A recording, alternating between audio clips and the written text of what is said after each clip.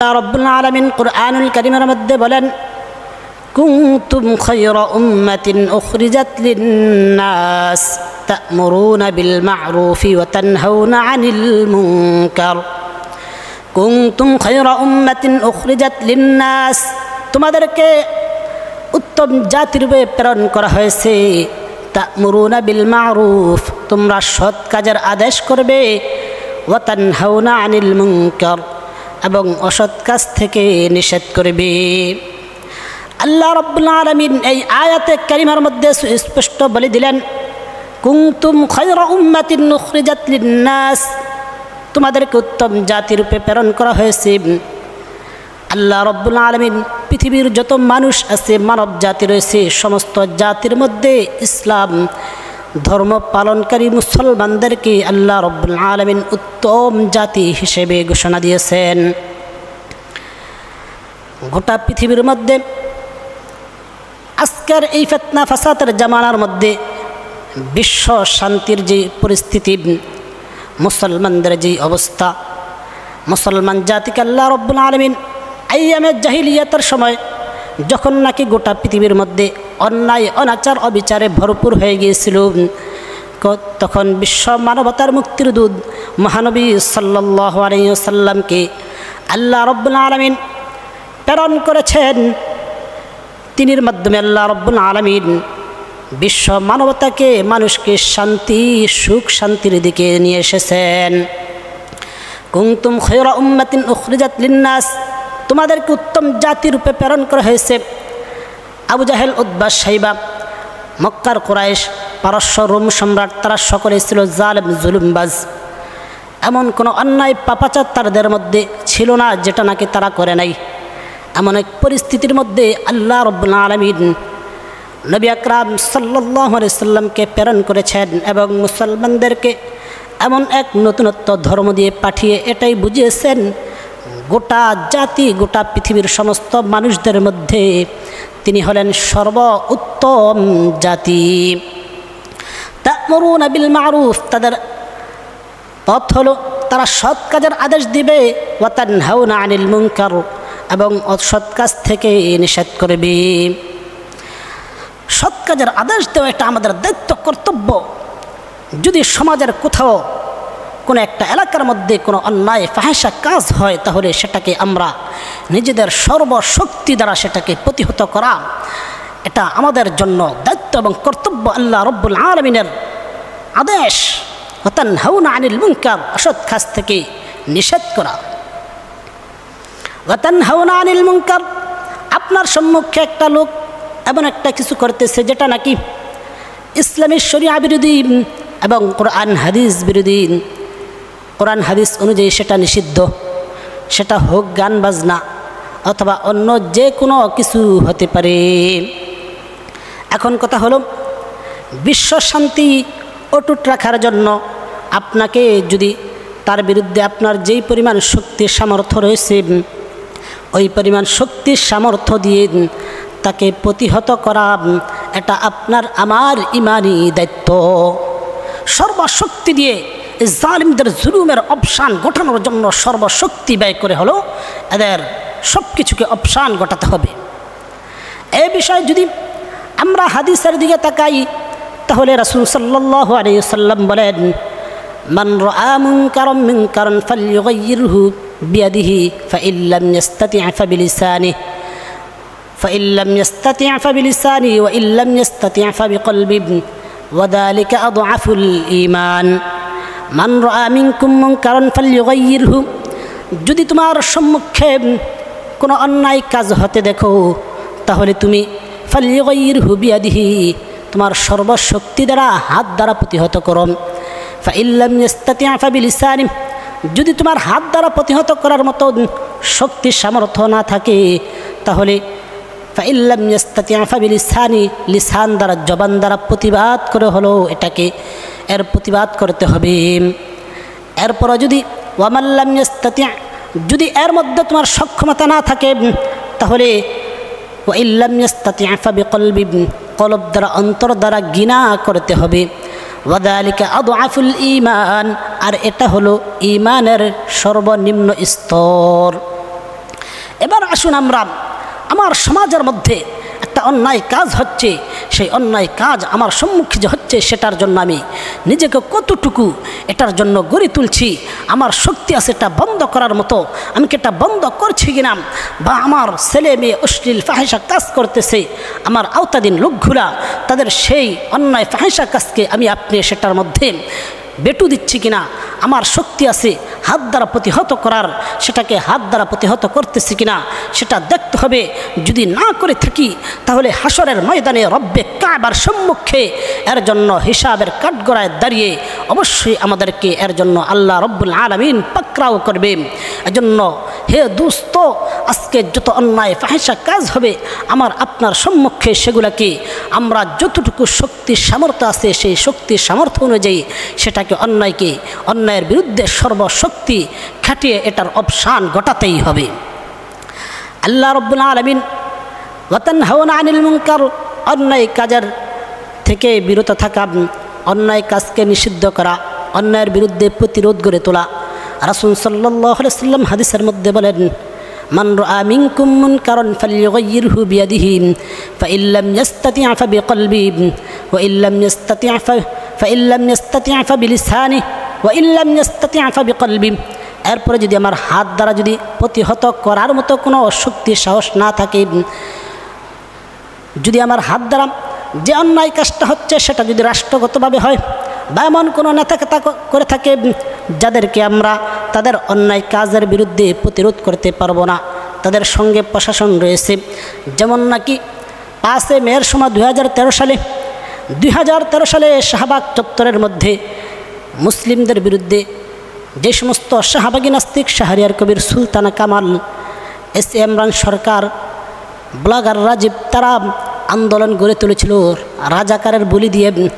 সেখানে একটি গণজাগরণ মঞ্চ তৈরি করে তারা ইসলামের বিরুদ্ধে, আমার নবীর বিরুদ্ধে উল্টাপাল্টা বলতে কোনো দ্বিধা করে নাই। এখন দেখা যায় যে তাদেরকে সরকার লেলি দিয়েছে এবং সরকার তাদেরকে প্রশাসনের মাধ্যমে গার্ড দিয়ে তাদেরকে লালন পালন করেছে। ওলামায়ে কেরাম, তাওহীদি জনতা, সেখানে দেখা যায় তাদেরকে হাত দ্বারা প্রতিহত করার মতো শক্তি সামর্থ্য না থাকার কারণে ওলামায়ে কেরাম হেফাজত ইসলাম বাংলাদেশের নেতৃত্বে একটি ঐক্য গড়ে তুললেন।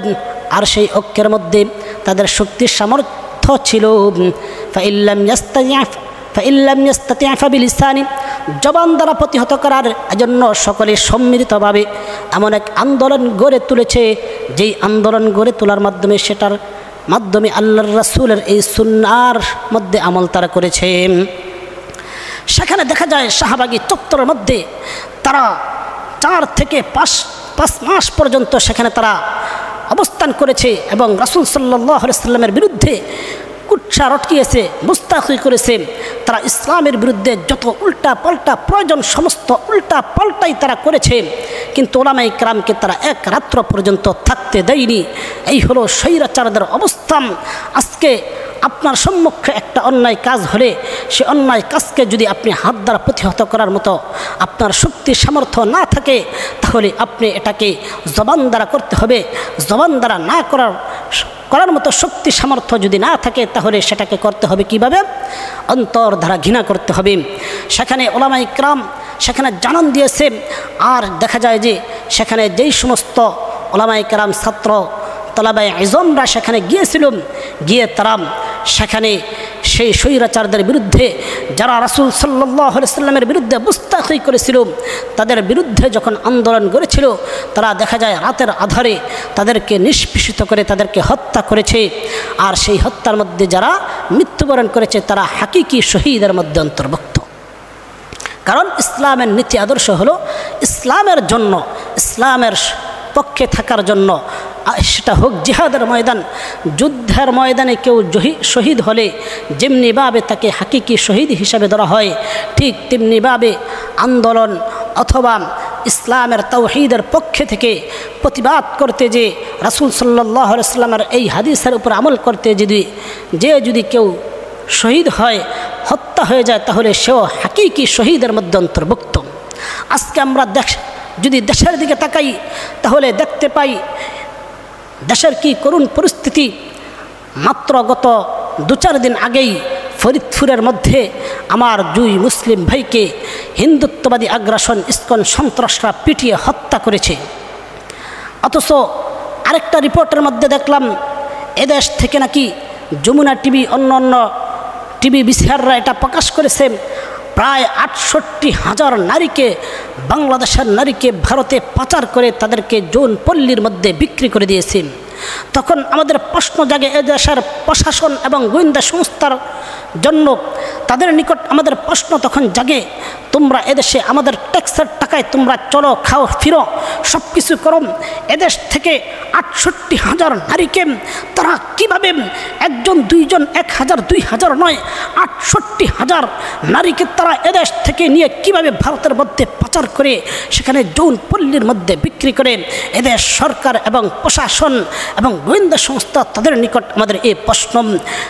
আর এই প্রশ্নের যদি দিক বেদিক আমরা খুঁজতে চাই, তখন আমরাই দেখি তোমরা এর মধ্যে ষড়যন্ত্রে নিশ্চিতভাবে আমরা বলতে পারি তোমরা জড়িত। অন্যথায় এতগুলা নারীকে তারা কিভাবে ভারতের মধ্যে পাচার করে আমার মা বোনদেরকে বেশ্যালয়ের মধ্যে এভাবে তারা নিক্ষিপ্ত করতে পারে? আশ্চর্যের বিষয়, 1 2 জন নারী নয়, 68,000 নারীকে তারা এদেশ থেকে পাচার করে ভারতের যৌনপল্লীর মধ্যে বিক্রি করে দিয়েছে। এদেশের প্রশাসন আর গোয়েন্দা সংস্থা তারা কি নাকের ডগার মধ্যে তেল দিয়ে ঘুমাইতেছে নাকি? আজীব কারবার। এদেশের প্রশাসন এবং সরকারের বিরুদ্ধে আমরা কোনো কিছু বলতে চাই না, তবে ইসলামের কোনো আনুষঙ্গিক কোনো বিষয়ের বিরুদ্ধে যদি তোমরা আঙুল ঘুরাও, আইন কানুন তৈরি করো, অবশ্যই এর বিরুদ্ধে আমরা প্রতিবাদ করবই। আর এটা আমাদের ইমানের দায়িত্ব এবং কর্তব্য। এর মধ্যে যদি তোমরা নাক গলাও তাতে আমাদের কোনো কিছু যায় আয় না। ও দোস্ত, এতগুলা নারী আর সারা বাংলাদেশের মধ্যে যে পরিস্থিতি চলতেছে, ইসকন এবং হিন্দুত্ববাদের আগ্রাসনে প্রতিটা জায়গায় জায়গায় মুসলমানদের বিরুদ্ধে ষড়যন্ত্র করতেছে। মুসলিম নারীদেরকে নিয়ে এরা হোলি খেলায় মেতে উঠেছে। এদেরকে প্রতিহত করার মতো, অন্যায়ের বিরুদ্ধে প্রতিরোধ গড়ে তোলার মতো এখনই সময়ের দাবি। এজন্য ওলামায়ে কেরামের মধ্যে যারা নেতৃত্ব স্থানীয় ওলামায়ে কেরাম রয়েছেন, তাদের প্রতি আমাদের আকুল আবেদন হলো, আপনারা এর জন্য কঠিনভাবে আন্দোলন গড়ে তুলুন। আপনাদের সঙ্গে ইনশাআল্লাহ আমরা সর্ব অবস্থায় থাকব।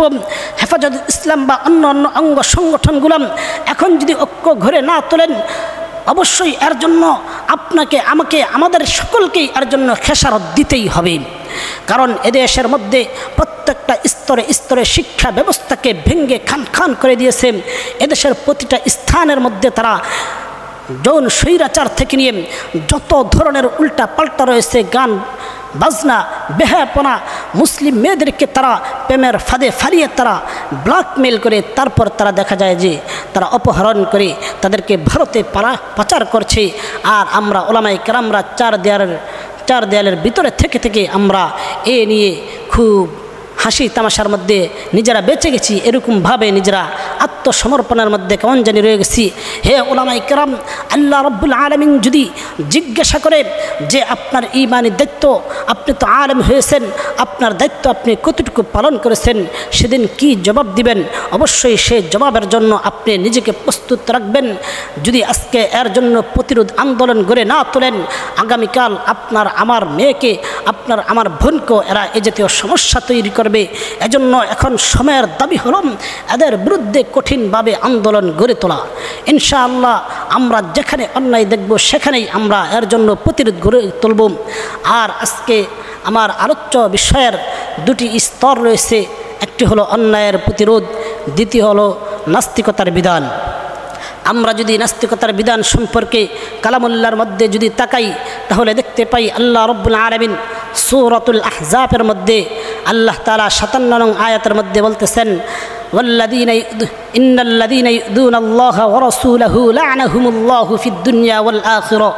ইন্নাল্লাযীনা ইউযুনাল্লাহ, নিশ্চয় যারা আল্লাহ এবং রাসূলকে কটাক্ষ করে কষ্ট দেয়, লা'নাহুমুল্লাহু ফিদ দুনিয়া ওয়াল আখিরা, আল্লাহ তাআলার লানত তাদের প্রতি দুনিয়া এবং আখিরাতের মধ্যে, ওয়া আ'আদ্দা লাহুম আযাবাম মুহিনা, আল্লাহ রব্বুল আলামিন তাদের জন্য কঠিন যন্ত্রণাদায়ক শাস্তি প্রস্তুত রেখেছেন। আল্লাহ রব্বুল আলামিন এই আয়াতে কারিমার মধ্যে এটা বলছেন। এর পরক্ষণে এর দ্বিতীয় আয়াতটার মধ্যে আল্লাহ রব্বুল আলামিন সূরাতুল আহজাবের 57 নং আয়াতের মধ্যে এটা বলছেন, 58 নং আয়াতের মধ্যে বলতেছেন ওয়াল্লাযীনা ইউযুনাল মুমিনিনা ওয়াল মুমিনাত, এবং যারা মুমিন নর এবং নারীদেরকে কটাক্ষ করে কষ্ট দেয় তারাও ওই লানাহুমুল্লাহু ফিদ দুনিয়া ওয়াল আখিরাত, তারা দুনিয়া এবং আখিরাতের মধ্যে তারা লানতপ্রাপ্ত। ওয়াল্লাযীনা ইউযুনাল মুমিনিনা ওয়াল মুমিনাতি বিগাইরি মাকতাসাবু ফাকাদ ইহতামালু বুহতানান ওয়া ইসমান মুবিনা, যারা মুমিন নর নারীদেরকে কটাক্ষ করে কষ্ট দেয় এবং তাদের প্রতি এমন তুহমত দেয় যেই তুহমত তারা, যেই কাজ অপকর্ম তারা করেনি, আজকে মুমিন নারীদেরকে নিয়ে এমনভাবে ষড়যন্ত্র করতেছে। নাস্তিকদের বিধানের সম্পর্কে নাস্তিক কারা কারা কোন কোন কারণে কোরআন এবং হাদিসের মধ্যে এগুলা নিয়ে যথেষ্ট আলোচনা হয়েছে। কোরআনের মধ্যে আরও আনুষঙ্গিক অনেক আয়াতের মধ্যে আমরা পাই। সমস্ত জায়গায় নাস্তিকদের আলোচনা করে আল্লাহ রব্বুল আলামিন সূরাতুল আহজাবের 61 নং আয়াতের মধ্যে নাস্তিকদের বিধান সম্পর্কে স্পষ্ট বলতেছেন মালউনিন, তারা লানতপ্রাপ্ত, আইনামা সুকিফু, তাদেরকে যেখানে পাওয়া যাবে উখিদু, পাকড়াও করা হবে, ওয়াকুতিলু তাকতিলা, এবং তাদেরকে হত্যা করার মতো হত্যা করতে হবে। ও দোস্ত, আজকে গোটা বাংলাদেশ নয় গোটা পৃথিবীর মধ্যে বিশ্বনবী সাল্লাল্লাহু আলাইহি সাল্লামকে নিয়ে আজকে তারা বুস্তাকি করতেছে, আল্লাহ তাআলাকে কটূক্তি করতেছে, মুমিন নর নারীদের হিজাব নিয়ে টানাহেসরা করে, মুমিন নারীদেরকে নিয়ে তারা ব্ল্যাকমেল করে, প্রেমের ফাঁদে ফারিয়ে তারা বিভিন্নভাবে অপহরণ করে। এখন তোমার নিকট আমার প্রশ্ন, আল্লাহ তাআলা কোরআনের মধ্যে আল্লাহর রাসূলকে গালি দিলেন, আল্লাহ তাআলাকে গালি দিলে যেই শাস্তি, মুমিন নর নারীদেরকে নিয়ে কেউ যদি ষড়যন্ত্র করে উল্টা পাল্টা করে তাহলে তার জন্য তো আল্লাহ তাআলা কোরআনের মধ্যে একই বিধান জারি করেছেন। অর্থাৎ এ জাতীয় যারা আল্লাহ তাআলাকে রাসূলকে গালি দিবে, কটাক্ষ করবে, ব্যঙ্গচিত্র করবে, মুমিন নারীদেরকে নিয়ে হেনস্থ করবে, ষড়যন্ত্র করবে, এদের ব্যাপারে রব্বে কাবার বিধান একদম সুস্পষ্ট, মালউনিন, তারা লানতপ্রাপ্ত, আইনামা সুকিফু, তাদেরকে যেখানে পাওয়া যাবে উখিদু, তাদেরকে পাকড়াও করা হবে, ওয়াকুতিলু তাকতিলা, এবং হত্যা করতে হবে। যদি আজকে আমরা ১,৫০০ বছর আগে এই আয়াতে কারিমা নাজিল হয়েছে, যদি আজকে আমরা এই আয়াতের উপর আমল করতাম তাহলে এই সমস্ত ইসকনের সন্ত্রাস স্বৈরাচাররা আমাদের মা বোনদেরকে নিয়ে এ জাতীয় কোনো ষড়যন্ত্র করার দুঃসাহস কখনোই করতে পারত না। এবার যদি আমরা আসেন এই আয়াতে কারিমা এবং হাদিসগুলোর উপর রাসূল সাল্লাল্লাহু আলাইহি সাল্লামের সাহাবীদের আমল কেমন ছিল সেটা যদি আমরা দেখি তাহলে দেখতে পাই, ও দেখো দোস্ত, সাহাবাই کرام রাসূল সাল্লাল্লাহু আলাইহি সাল্লামকে কতটা অনুকরণ করেছে। রাসূল সাল্লাল্লাহু আলাইহি সাল্লাম যেভাবে যেটা বলেছেন সেভাবেই তারা সেটা করেছেন। তৎকালীন সময় যখন নাকি মুসলমানরা বদরের যুদ্ধে বিজয় লাভ করে, তখন ইহুদিদের একজন পণ্ডিত ছিল কাব বিন আশরাফ, সে ছিল ইহুদিদের মধ্যে জ্বালাময়ী একজন কবি এবং খুব প্রভাবশালী একজন নেতা। সে যখন নাকি মুসলমানদের বিজয় শুনল তখন তার শরীরের মধ্যে জ্বালা পড়া শুরু হয়ে গেল। সে তখন মুসলমানদেরকে উদ্দেশ্য করে বলে, মুসলমানদের তাদের বিজয় হয়েছে, কাফেরদের আমাদের পক্ষের লোকদের পরাজয় হয়েছে, এই সংবাদ আমার নিকট পৌঁছার পূর্বে যদি আমি মৃত্যুবরণ করতাম, মাটির উপরে থাকার চাইতে আমার জন্য মাটির নিচে থাকাটাই উত্তম ছিল।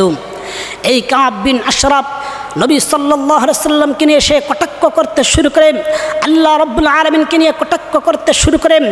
এরপরে দেখা যায় সে এভাবে করতে করতে রাসূল সাল্লাল্লাহু আলাইহি সাল্লামের নিকট এগুলো পৌঁছে। এরপরে সে রাসূল সাল্লাল্লাহু আলাইহি সাল্লামের আরও যত কাজকর্ম আছে ইসলামের বিধিবিধান সব কিছু সম্পর্কে সে কবিতা আবৃত্ত করে, ব্যঙ্গচিত্র করে, কটাক্ষমূলক কবিতা আবৃত্ত করে, এবং মুসলিম নারীদেরকে নিয়ে সে এবার কবিতা আবৃত্ত করলো, ব্যঙ্গচিত্র করে। যারা আগে পর্দা করতো না, নাচ গান করতো, তারা এখন ইসলামের আদর্শে আদর্শবান হয়ে তারা নাচ গান করে না, বেহায়াপনা করে না, অশ্লীলতা ছেড়ে দিয়েছে। দেখা যায় তাদেরকে নিয়ে যখন নাকি কটাক্ষ করা শুরু করলো, তখন কাব বিন আশরাফের বিরুদ্ধে রাসূল আকরাম সাল্লাল্লাহু আলাইহি সাল্লাম বলেন, এমন কে আছে যে নাকি কাব বিন আশরাফকে থামিয়ে দিবে? সাহাবায়ে কেরাম থেকে মুহাম্মদ বিন মাসলামা রাদিয়াল্লাহু তাআলা আনহু দাঁড়িয়ে গেলেন, দাঁড়িয়ে বললেন, ইয়া রাসূলুল্লাহ, ইয়া হাবিবাল্লাহ, আপনি আমাকে যা আদেশ করেন আমি আসি। আপনি কি চান আমি কাব বিন আশরাফকে হত্যা করি? রাসূল আকরাম সাল্লাল্লাহু আলাইহি সাল্লামের এই আদেশ শুনে রাসূল সাল্লাল্লাহু আলাইহি সাল্লামের যখন নাকি বলেছেন, তিনি দাঁড়িয়ে সাথে সাথে বললেন, আপনার আদেশ আমার শিরদার্য, আমি আপনার আদেশ পালন করতে প্রস্তুত। রাসূল সাল্লাল্লাহু আলাইহি সাল্লামকে কাব বিন আশরাফ বললেন, আপনি কি চান আমি তাকে হত্যা করি? রাসূল সাল্লাল্লাহু আলাইহি সাল্লাম বললেন, আমি চাই তাকে তুমি হত্যা করো। তখন কাব বিন আশরাফ এবার বাড়িতে গেলেন। বাড়িতে গিয়ে তিনি চিন্তায় পড়ে গেলেন, কি করবেন, কিভাবে তাকে হত্যা করা যায়। যখন তিনি চিন্তা করে কোনো কুল কিনারা পাইতেছিলেন না, তখন তিনি একা লাগারে 3 দিন পর্যন্ত তিনি খানাপিনা বন্ধ করে দিলেন। রাসূল সাল্লাল্লাহু আলাইহি সাল্লামের নিকট এই খবর পৌঁছার পরে তিনি আবার মুহাম্মদ বিন মাসলামা রাদিয়াল্লাহু তাআলা আনহুকে ডাকলেন। তারপরে মুহাম্মদ বিন মাসলামা রাদিয়াল্লাহু তাআলা আনহু আসলেন এবং বললেন, তুমি কোন কারণে খানাপিনা ছেড়ে দিয়েছ? মুহাম্মদ বিন মাসলামা রাদিয়াল্লাহু তাআলা আনহু বললেন, আমি আপনার সঙ্গে একটি অঙ্গীকার করেছিলাম, যেই অঙ্গীকারটি ছিল আমি কাব বিন আশরাফ মুরতাদকে হত্যা করব। রাসূল আকরাম সাল্লাল্লাহু আলাইহি সাল্লাম বললেন, তোমার কাজ হলো চেষ্টা করা, বাকিটা সফল করার মালিক তো একমাত্র রব্বে কাবা। এবার কাব বিন আশরাফকে হত্যা করার জন্য তিনি চলে গেলেন। তিনি গোত্রের মধ্যে যে একটা প্ল্যান প্রোগ্রাম করলেন, তিনি কতিপয় সাথীদেরকে নিলেন। সাথীদেরকে নিয়ে এবার তিনি বললেন, আমরা কাব বিন আশরাফের সাথে খাতিল তৈরি করব। আবার রাসূল সাল্লাল্লাহু আলাইহি সাল্লামের নিকট আসলেন, এসে বললেন, ইয়া রাসূলুল্লাহ, ইয়া হাবিবাল্লাহ, আমি নীতিবাচক কিছু কথা বলবো আপনার বিরুদ্ধে, যেন কাব বিন আশরাফের নৌকট্য অর্জন করতে পারি। যখন নাকি কাব বিন আশরাফের সাথে খাতিল জমানোর জন্য তিনি টিম গঠন করে এবার চলে গেলেন। কাব বিন আশরাফের সম্মুখে দেখা করলেন। দেখা করতে যে তিনি বললেন, রাসূল সাল্লাল্লাহু আলাইহি সাল্লামের দিকে ইঙ্গিত করে বলতেছেন, এই লোকটার জন্য আমাদের নিজেদের মধ্যে মারামারি হানাহানি হচ্ছে, এই লোকটার জন্য আমরা অর্থনৈতিকভাবে পঙ্গু হয়ে গেলাম, আমরা কত ধরনের ঝামেলার মধ্যে পড়ে গেলাম।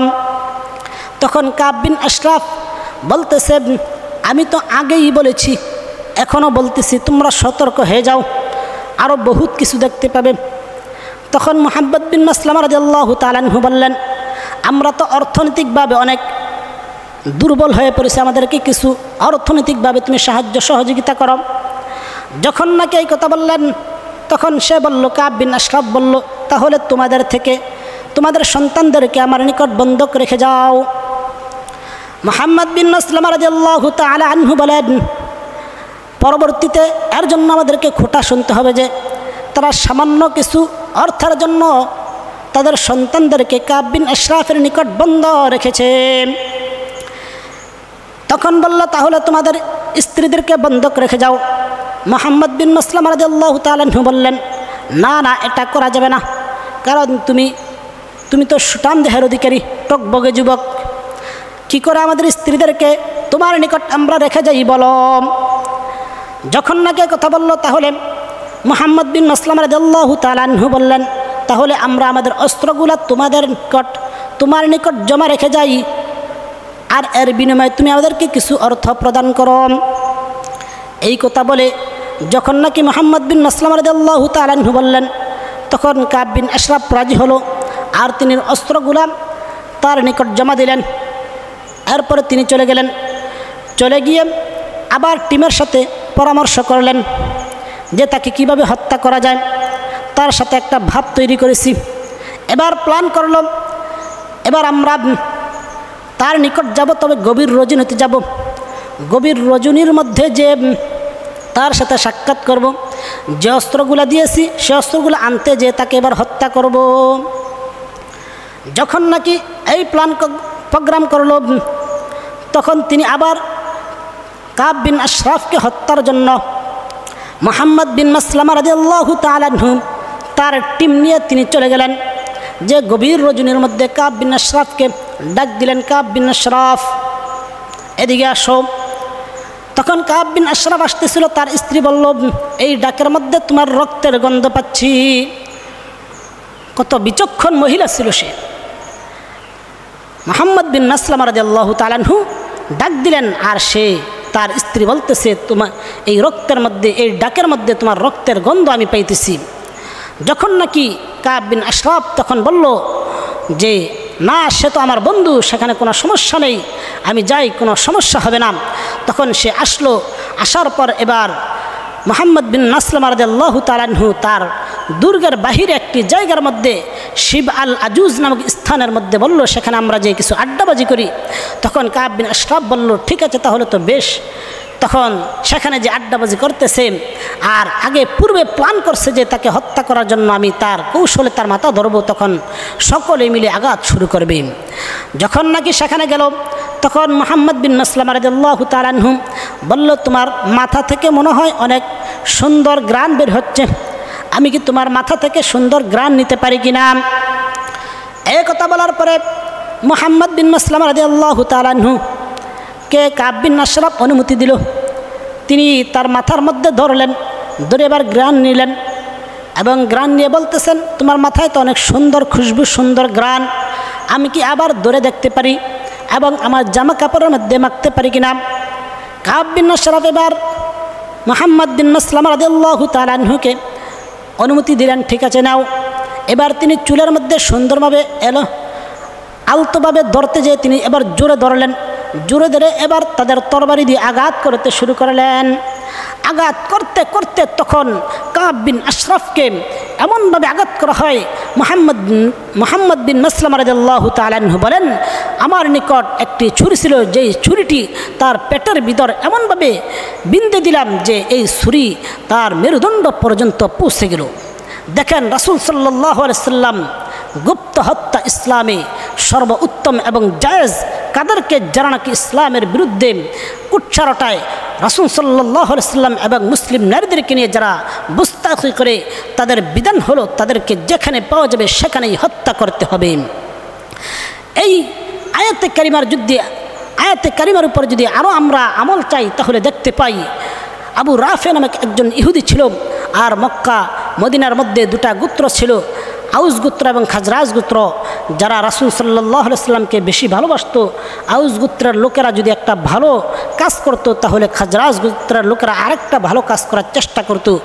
যখন নাকি আউস গোত্রের লোকেরা মিলে কাব বিন আশরাফকে প্ল্যান প্রোগ্রাম করে হত্যা করলো, এবার খাজরাজ গোত্রের লোকেরা এবার চিন্তা করলো আমরা একটা ভালো কাজ করব। তখন তারা একটা সভা করলো, আর সেই সভার মধ্যে চিন্তা করলো এরপরে আর নিকৃষ্ট এরকম রাসূল সাল্লাল্লাহু আলাইহি সাল্লামকে নিয়ে গুস্তাখি করে আর এরকম নিকৃষ্ট জানোয়ার কে আছে তাকে আমরা হত্যা করব। তখন চিন্তা করে দেখলো একজন আছে, সে হলো আবু রাফে, সেও ইহুদি পণ্ডিত এবং কবি সাহিত্যিক ভাণ্ডার। সে রাসূল সাল্লাল্লাহু আলাইহি সাল্লামের বিরুদ্ধে কুৎসারটায় এবং সে এমনভাবে কবিতা আবৃত্তি করে ব্যঙ্গচিত্র করে নবী সাল্লাল্লাহু আলাইহি সাল্লামকে মুসলিম নারীদেরকে নিয়ে। তখন তারা চিন্তা করলো রাসূল সাল্লাল্লাহু আলাইহি সাল্লামের নিকট আমরা এর অনুমতি চাই। তারা এসে রাসূল সাল্লাল্লাহু আলাইহি সাল্লামকে বলল, ইয়া রাসূলুল্লাহ, ইয়া হাবিবাল্লাহ, কাব বিন আশরাফকে হত্যা করেছে আমাদের জাতি ভাই, এখন আমরা তার মতো আরেকজন নিকৃষ্টতম জানোয়ার রয়েছে আবু রাফে, তাকে আমরা হত্যা করতে চাই। রাসূল সাল্লাল্লাহু আলাইহি সাল্লাম তখন তাদেরকে অনুমতি দিলেন। তারা যে এবার আউস গোত্রের লোকেরা আব্দুল্লাহ ইবনে আতীক রাদিয়াল্লাহু তাআলা আনহুর নেতৃত্বে একটা তারা মিটিং করলেন কিভাবে তাকে হত্যা করা যায়। কারণ হলো আবু রাফে থাকতেন এমন একটা দুর্গের মধ্যে, যেই দুর্গটা ছিল খুবই পাহারাদারে বেষ্টিত, সে থাকতো দোতলায়। যখন নাকি তারা টিম নিয়ে তাকে হত্যা করতে আসলো, কৌশল অবলম্বন করে আব্দুল্লাহ ইবনে আতীক রাদিয়াল্লাহু তাআলা আনহু সেই অস্ত্রগুলা, তার চাবিগুলা এবং তাদের অস্ত্রগুলা সব কিছু নিয়ে আসলো, আর তার দুর্গের কৌশল অবলম্বন করে তার চাবিগুলা হাতিয়ে নিল। নিয়ে এবার তিনি দোতলার মধ্যে চলে গেলেন সিঁড়ি বেয়ে, যে এবার দুর্গের ভিতরে প্রবেশ করলেন অন্ধকার গভীর রজনীর মধ্যে। তখন সেই গভীর রজনীর মধ্যে তিনি যে আব্দুল্লাহ ইবনে আতীক রাদিয়াল্লাহু তাআলা আনহু কীভাবে হত্যা করবেন কোনো কুলকিনারা পাইতেছেন না। যখন অন্ধকারে দেখা যাইতেছে না, তখন তিনি তার নাম ধরে ডাকলেন, ইয়া আবু রাফে। চিন্তা করেন কতটা দুঃসাহস হলে দুশ্মনকে হত্যা করতে যে তার নাম নিয়ে ডাকা হয়, ইয়া আবু রাফে। যখন নাকি এভাবে ডাক দিলেন, আবু রাফে তখন ডাকের মধ্যে সাড়া দিল। যখন সাড়া দিল, আব্দুল্লাহ ইবনে আতীক রাদিয়াল্লাহু তাআলা আনহু বলেন, আমি গভীর রজনীর মধ্যে অন্ধকারের মধ্যে দেখতেছি না, কিন্তু যখন নাকি যেদিক থেকে ডাকের সাড়া আসতেছে সেদিকে আমি তরবারি বের করে তরবারি দিয়ে আঘাত শুরু করলাম। যখন তরবারি দিয়ে আঘাত শুরু করলাম, তরবারির হোঁচট তার গায়ে লাগলো। তখন সে চিৎকার করলো, বাঁচাও বাঁচাও বলে। এবার আব্দুল্লাহ ইবনে আতিক রাদিয়াল্লাহু তাআলা আনহু ছিলেন বিচক্ষণ বুদ্ধির অধিকারী। তিনি এবার একটু আঘাত বন্ধ করে পিছে চলে গেলেন। পিছে যে তিনি আবার সুর পাল্টিয়ে ফেললেন। সুর পাল্টিয়ে তিনি আবু রাফের তাকে সাহায্যের ভান ধরে তাকে আসলেন এবং বললেন, তোমার কি হয়েছে হে আবু রাফে? সুর যখন পাল্টিয়ে বলছেন তখন আবু রাফে বলতেছে, তোমার পিতামাতার উপর লানত, এন কে আছে যে নাকি আমাকে হত্যা করতে চায়? যখন নাকি আবার আবু রাফের ডাকটা শুনলেন, আবার তিনি তরবারি দিয়ে আঘাত করতে শুরু করলেন। এবার আঘাত করে এমনভাবে আঘাত করলেন, আবু রাফে ক্ষতবিক্ষত হয়ে গেল। আবার চিৎকার শুরু হলো, তিনি আবার পিছনে চলে গেলেন। পিছনে যে আবার সুর পাল্টিয়ে ফেললেন। সুর পাল্টিয়ে কিছুক্ষণ পরে আবার সাহায্যের ভান ধরে এসে বললেন, ইয়া আবু রাফে, তোমার কি হয়েছে? এবার আয়সা দেখে আবু রাফে ক্ষতবিক্ষত হয়ে সে উবুত হয়ে পড়ে আছে। উবুত হয়ে যখন নাকি পড়ে আছে তখন তিনি তার তরবারি দ্বারা এমনভাবে আঘাত করলেন এবং পেটের ভিতর এমনভাবে বিন্দিয়ে দিলেন।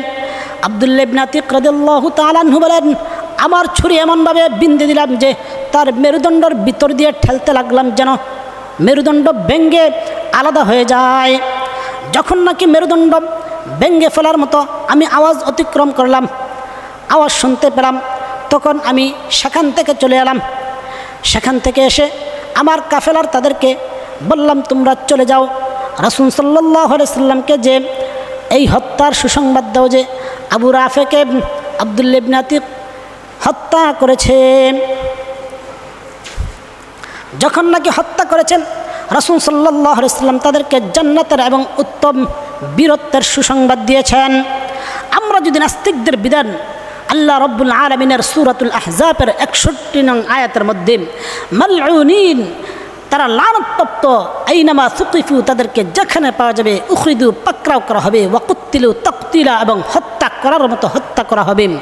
আমরা যদি এই আয়াতে কারিমার উপর সাহাবাই কেরামকে দেখে আমল করতে, তাহলে দেখতে পাই আরও এরকম বহু ঘটনা রয়েছে।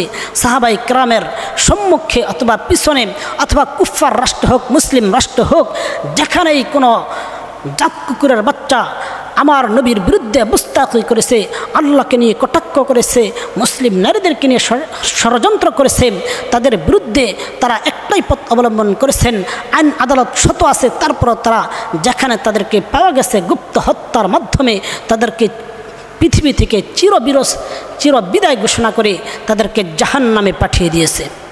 কিন্তু আজকে দুঃখের বিষয় হলো, আমরা এরকম সুন্দর বিধান থাকতেও আজকে আমরা যদি এই পথ অবলম্বন করতাম, তাহলে মালাউন মলমূত্র পানকারী জাত কুকুররা আমার দেশের মধ্যে আমার মা বোনদের বিরুদ্ধে এভাবে ষড়যন্ত্র করতে পারে না।